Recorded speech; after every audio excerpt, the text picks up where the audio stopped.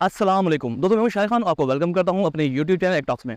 उम्मीद करता हूं आप सब लोग आफियत से होंगे, ईमान और सेहत की बेहतरीन हालत में भी होंगे। दोस्तों, जैसा कि आप थंबनेल लेके जान चुके हैं कि जिस टॉपिक पर हम बात करने जा रहे हैं वो मस्टर्ड केक।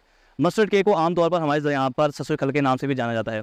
मैंने एक वीडियो बनाई थी जिसके अंदर मैंने आपको बताया था राइस प्रोडक्शन के ऊपर, राइस की पैदावार के ऊपर कि आप राइस की अच्छी पैदावार कैसे हासिल कर सकते हैं। उसमें मैंने आपको एक टिप दी थी कि आप सरसों खल का इस्तेमाल करें। तो दोस्त अहबाब ने इसको पसंद किया, जब कुछ ने कहा कि यार हम जो है जब अपना पौधों की खुराक लेने के लिए, खाद लेने के लिए मंडा शॉप पे जाएँ, तो मुझे लगा इसके ऊपर एक प्रॉपर एक वीडियो बनानी चाहिए जिसके अंदर हम आपको बता सकें कि मैंने क्यों इस चीज़ का मशवरा दिया था। तो तुम्हें आज की इस वीडियो में हम जानेंगे कि सरसों के खल पौधों को देना कितना ज़रूरी है, अपनी चावल की फसल को आपकी पैदावार बढ़ाती है, इसकी न्यूट्रिशन कैसी है और उसके सबसे बढ़कर ये कि इससे क्या क्या फ़ायदे हैं। तो अपनी आज की हम यहीं से शुरू करते हैं कि सबसे पहले जान लीजिए सरसों के खल, जिसको आमतौर पर मस्टर्ड केक के सरसों खल कहा जाता है। ये ज़्यादातर हमारे फार्मर हज़रात अपने जानवरों को वनडे के तौर पे, खुराक के तौर पे इस्तेमाल करते हैं। ये एक बेहतरीन खुराक है जो जानवरों की है, गोश्त की पैदावार बढ़ाती है। इसी वजह से मौजूद हाई प्रोटीन्स होते हैं।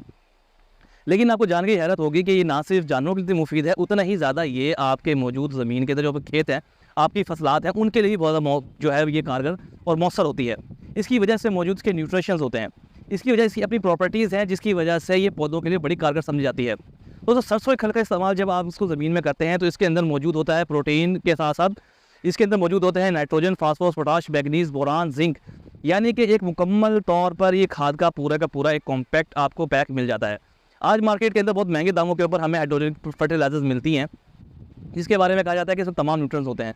लेकिन अगर कुदरत ने हमें पहले ही आज से जो है हमें सरसों की खल के तौर पर हमें तमाम न्यूट्रिशन का एक पैक दे दिया था। और ये बात में कोई लगी पड़ी नहीं, अपनी तरफ से नहीं कह रहा। ये अगर आप इसका तहकीक करना चाहें तो 2006 में university of Bangladesh agriculture university of Bangladesh ने इसके ऊपर पूरी एक डॉक्यूमेंट्री और पूरी जो है इसके ऊपर एक आर्टिकल लिखा था कि उन्होंने अपनी ज़मीनों के अंदर, अपनी फसलात के अंदर, खासकर चावल की फसल में उन्होंने इसको इस्तेमाल करवाया और उनको हैरानकुन नतीजे मिले। अगर आप गूगल सर्च करेंगे तो आपको ये वहाँ से आर्टिकल आराम से मिल जाएंगे। यूनिवर्सिटी ऑफ बांग्लादेश 2006 में इसके बारे में पूरी एक रिपोर्ट शाया कर चुका है। तो जाने कि सबसे बढ़कर ये कि इसका फ़ायदा क्या होता है ज़मीन में डालने का। इसका सबसे बड़ा फ़ायदा ये होता है कि इस बार इसको ज़मीन में इस्तेमाल करते हैं, अपनी फसलों में इस्तेमाल करते हैं। तो ये सबसे बेहतर ये कहते हैं कि ज़मीन की पीएच को कंट्रोल करती है। इसके अंदर आपके प्लांट ग्रोथ हार्मोन्स मौजूद होते हैं जो कि प्लांट के अंदर जो आपकी रूट ग्रोथ होती है उनको बड़ी स्पीड से बढ़ाते हैं। इसके अलावा इसके अंदर जो मौजूद होते हैं, सल्फर की मिकदार भी बड़ी अच्छी मिकदार मौजूद होती है, नाइट्रोजन की मिकदार मौजूद होती है और दूसरी तमाम जो है एलिमेंट्स, जितनी खुराकी अज़्ज़ा हैं, वो सब इसके अंदर मौजूद होते हैं जो कि आपकी पौधे की पैदावार बढ़ाने में कारगर अदा करते हैं। इसके इस्तेमाल से ना सिर्फ आपकी पैदावार में इजाफा होता है और जबकि आपकी जो आपकी फसल होती है उसकी जो आप कह रहे हैं कि टिलर्स की मिकदार को, जो टिलर्स होते हैं उनकी तादाद को बढ़ाते हैं। चावल में सबसे अच्छे नतीजे मिलते हैं। अगर आप चावल में इसको इस्तेमाल करें दोस्तों तो सबसे ज़्यादा आपको देखने को मिलेगा कि चावल में टिलर्स बढ़ेंगे, चावल का जो साइज़ होता है, लीफ का साइज़ होता है, ये उसको बढ़ाता है, उसके लीफ साइज़ को बढ़ाता है जिससे कि उसके खुराक बनाने में आसानी मिलती है। इसके अंदर मौजूद सबसे बढ़कर ये कि ये ज़मीन के अंदर बड़ी हद तक जो है कीड़ों से बचाव की जो है पौधे के अंदर बहुत मुदाफ़ित पैदा करता है। इसकी वजह यह है कि अगर आपने कभी नोट किया होगा सरसों के खल को अगर आप हल्का स्मेल करें तो उसमें आपको तेज़ स्मेल महसूस होती है, ना कुछ चुभने वाली स्मेल मौजूद होती है। इसकी वजह यह है कि इसके अंदर रूसिक एसिड जो कि फैटी 9 ग्रुप तार रखता है वो बहुत बड़ी मिकदार में मौजूद होता है। ताकि जब इसको ज़मीन में आप इस्तेमाल करते हैं तो आपको इसके अंदर रूसिक एसिड की एक बड़ी मिकदार मौजूद होती है जो कि ग्लूकोसाइनोलेट को साथ कैरियर करती है। यानी कि उसमें एक मरकब होता है जिसे हम ग्लूकोसाइनोलेट कहते हैं। ये थोड़ा सा जहरीला माना जाता होता है, इसलिए अगर आपने अक्सर देखा होगा कि जब जानवरों को इसकी मिकदार बढ़ जाती है तो जानवरों के अंदर थोड़ी सी बीमारियाँ और कुछ जहरीली टॉक्सिसिटी आपको महसूस होती है। ये जब आपका ग्लूकोसाइनोलेट ज़मीन में जाता है इसके ज़रिए, तो ज़मीन में जाके मुरक्कबात से टूटता है और उसको जब डिकम्पोज होता है तो डिकम्पोज होने के बाद ग्लूकोसाइनोलेट आपका जो है आइसोथायोसाइनाइट में तब्दील हो जाता है। आइसोथायोसाइनाइट या इंट्रेल एक इस किस्म का जहर होता है जो कि हल्के किस्म के जहर को अपने साथ कैरी करता है और पौधे के अंदर जज्ब होकर पौधे के अंदर जो कीड़े मुदाफ़ियत होती है, ये अक्सर दफ़ा देखा होगा जो पत्ता लपेट सुंडी वगैरह का अटैक होता है उससे बड़ी हद तक ये आपको तहफ़्फ़ुज़ देता है। मैं कतई तौर पे ये नहीं कह रहा कि आपको इस्तेमाल करें उसके बाद आपको कोई जहर इस्तेमाल नहीं करनी पड़ेगी, लेकिन मैं कह रहा हूँ कि कुछ हद तक ये आपको उसके मुताबिक प्रोटेक्शन देता है। इसके अलावा दोस्तों ये इसके टिलर्स बड़ी स्पीड से बढ़ाता है चावल के, और उसके बाद जो है आप इसमें अक्सर नोट करेंगे कि जब आप इसको इस्तेमाल करेंगे फसल आपकी लशग्रीन हो जाएगी। इसकी वजह से जो अंदर है नाइट्रोजन, फास्फोरस, उसके अलावा जो दूसरे तमाम न्यूट्रिएंट्स हैं इनमें जिंक, बोरान, मैग्नीज वगैरह शामिल है, उनकी प्रॉपर्टीज़ हैं। इसके साथ दोस्तों सबसे इसका एज ये होता है कि ज़मीन को नरम करता है। ज़मीन बहुत सख्त हो गई है तो इसका इस्तेमाल करने से आपकी ज़मीन भी नरम होती है और आपकी पैदावार में बहुत इजाफे का बायस बनती है। आपकी ज़मीन की जड़ें जो लंबी तक ग्रोथ करती हैं, इसमें एक बड़ी मिकदार प्रोटीन की मौजूद होती है जो कि ज़मीन में जाकर प्रोटीन जो है बाद में आपको मुरक्कबात के साथ टूटकर बाद में आपको जो है अपना जिब्रेलिक एसिड, अमाइनो एसिड और फ्लूइक एसिड, और सबसे बढ़कर ये कि ये बेहतरीन किस्म के जो है आपको दूसरे एंजाइम के तौर पे पौधे को दस्तियाब होते हैं।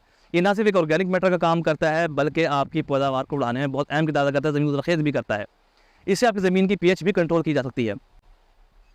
इसके बाद दोस्तों बता दूँ कि इसको ज़मीन में इस्तेमाल करने की उम्र क्या है। अगर आप चावल फसल में इस्तेमाल कर रहे हैं तो उसको बेहतरीन टाइम जो होता है चावल की फसल में इस्तेमाल करने का वो माना जाता है 15 से लेकर 30 दिन तक की फसल। यार कि बता दूँ कि 15 से लेकर 30 दिन की फसल के ऊपर आप इसको इस्तेमाल करें, ये बड़ी अच्छी आपको जो है रिजल्ट देगी। उसके बाद दोस्तों इसको इस्तेमाल अगर आप दूसरे खेतों में फसल में करना चाहते हैं तो बेशक आप इसको करें। आप गन्ने के खेत में उसको इस्तेमाल करते अच्छे रिजल्ट मिलेंगे आपको। इसके अलावा उसको गंदम में जो फसलें आप लगाते हैं उसमें आप वक्त बिजाई दे दें, ये आपको बड़े अच्छे रिजल्ट देगी। दोस्तों बात करें इसको इस्तेमाल करने का तरीका कार क्या है। हमारे यहाँ पे इसको आमतौर पर 3 से 4 तरीके से इस्तेमाल किया जाता है। मार्केट में पहले बता दूँ ये 3 तरह की खल मिलती है। सबसे पहले मिलती है आपको पाउडर फॉर्म के अंदर, दूसरी आपको मिलती है खल मिलती है मार्केट के अंदर से जो मिलती है वो टुकड़ियों की फॉर्म में, छोटी छोटी डलियाँ होती हैं। और तीसरी आपको मिलती है बड़े ब्लॉक की फॉर्म के अंदर, वो थोड़े से बड़े साइज़ में होते हैं। इसके सबसे बेस्ट इस्तेमाल जो मैं आपको रिकमेंड करता हूँ वो करता हूँ आपका जो छोटे टुकड़ियों की आदत के अंदर होती है। उसको छटा करना भी आसान होता है। जितनी ज़्यादा बड़ी मिकदार बड़ी साइज़ में होगी उसमें न्यूट्रिशन वैल्यू बहुत ज़्यादा होती है, लेकिन अनफॉर्चुनेटली जो है उसको छटा करना में इस्तेमाल करना मुश्किल होता है। इसलिए जो है इसको आप हमेशा छोटी टुकड़ियों की फॉर्म में इस्तेमाल करें, वो ज़्यादा बेहतर है। आप पाउडर फॉर्म में ना लें क्योंकि वो बहुत ज़्यादा रिफाइंड होती है, उसमें कुछ भी नहीं छोड़ते, उसको बहुत ज़्यादा आपके 3 से 4 दफ़ा प्रोसेस से गुजारा होता है, उसमें से आप कुछ भी हासिल नहीं होता। तो ज़्यादा बेहतर मैं रिकमेंड करूँगा कि उसके रिजल्ट भी कम आते हैं, आप उसको टुकड़ी वाली फॉर्म में इस्तेमाल करें। अब दोस्तों बात कर लें कि आपने इसको इस्तेमाल कैसे करना है। हम तो तौर पे जो इस्तेमाल करवाता हूँ मैं कहता हूँ 3 से 4 तरीके हैं जिनसे मैं इस्तेमाल करवाता हूँ। तरीका नंबर 1 में इसमें इस्तेमाल तरीके से करते हैं कि आपने इसको सबसे पहले टुकड़ियाँ ली, उनके साथ के अंदर जो आपने खाद या फ्लड करनी है या यूरिया खाद हो गई, यानी कि 20 किलो सरसों की खल आपने फी एकड़ इस्तेमाल करनी है। जो इसकी इस्तेमाल रिकमेंडेशन मानी जाती है वो 20 किलो फी एकड़ की है। तो आपने 20 किलो फी एकड़ खल इस्तेमाल करनी है, साथ में 20 किलो आपने यूरिया ऐड करें, दोनों को मिक्स करके अच्छी तरह से अपने खेत में छटा करवा दें। ठीक है। अच्छा दूसरी बात ये कि जो मैं भी आप देख रहे हैं मेरे साथ वीडियो के अंदर ये मैं भी इस्तेमाल करवा रहा हूँ क्योंकि मैंने भी इस दफ़ा अपनी थोड़ा सा लेट फर्टिलाइजर प्लान पूरा करने लगा हूँ। फर्टिलाइजर में थोड़ा लेट दिए चावल को, तो इसलिए मैं उसको नाइट्रोजन फास्फोरस के साथ साथ जो है नाइट्रोफास और पोटाश का छटा करवा रहा हूँ। इस तरह से इसको बाकी मुख्तलिफ खाद छटा मिला छटा करवा सकते हैं। दूसरा का तरीका जो होता है इस्तेमाल का वो होता है इसको आप जो है बजरिया आप इसमें सरसों 20 किलो सरसों खा लें, उसके अंदर आप 2 किलो गुड़ या शीरा 2 किलो गुड़ का शीरा आप इस्तेमाल करें, उसके साथ मिक्स करें और उसमें 20 से 30 किलो ही मिट्टी इस्तेमाल करके मिक्स करके इसको आप छटा करवा दें। इसका भी मिकदार बढ़ेगी, किले में छटा करना आसान होगा। इसका तरीका नंबर 3 जो उसमें इस्तेमाल करवाना पसंद करता हूँ, अगर आपके पास छटा करवाने की पोजीशन नहीं है, आपको लेबर प्रॉब्लम है, आपके खेत बहुत ज़्यादा है तो आपको छटा करने प्रॉब्लम होगी, उस सूरत हाल में भी आपने करना है कि आपने 15 से 20 किलो खल लेनी है, उसको आप पानी में रख दें। अगर आप वेस्ट डिकम्पोजर मौजूद तो बहुत अच्छी बात है, अगर नहीं है तो फिर आपने उसके साथ करना ये है कि 2 किलो गुड़ या 2 किलो शीरा आप उस ड्रम में डाल के उसके पानी से भर दें और उसके बाद उसके अंदर है आधा से 1 किलो उसमें यूरिया मिला के उसको रख दें। डेली सुबह शाम इसको जो है अच्छी तरह से मिक्स करें। मिक्स करने के बाद आपने करना ये कि इसको जो है आपने आफ्टर 7 डेज 7 दिन के बाद आपने इसको ज़मीन के अंदर अपने पानी से फ्लड करवा देना है। उससे भी आपको ये बहुत स्पीड से मिलेगी, बल्कि ऐसी रिएक्शन के अंदर होता ये है कि जैसे मैंने पहले बताया कि जो ग्लूकोसाइनोलेट होता है वो इसमें आइसोसाइनाइट में इंट्रियाल में तब्दील हो जाता है, जो कि पौधों के अंदर जो रेलमो के बात को बढ़ाता है और उसके टॉक्सिसिटी को कंट्रोल करता है। वो बहुत अच्छा इस कंडीशन के अंदर बनता है। तो अगर उसको फ्लड करना है तो फ्लड करने का तरीका भी मैंने आपको बता दिया। छटा करना चाहें छटा भी आप अलग तरीके से करवा सकते हैं। 2 तरीक़ाकार हैं, आप इसको गुड़ के साथ छटा करवा सकते हैं, शीरे के साथ छटा करवा सकते हैं, या इसको आप खाद में मिलाकर भी छटा करवा सकते हैं। ये तीनों हालतों में आपको बहुत अच्छे रिजल्ट मिलेंगे। एक दफ़ा 1 एकड़ पे आजमा के देखें, आपको खुद इंशाल्लाह इसका बड़ा फ़ायदा आपको महसूस होगा।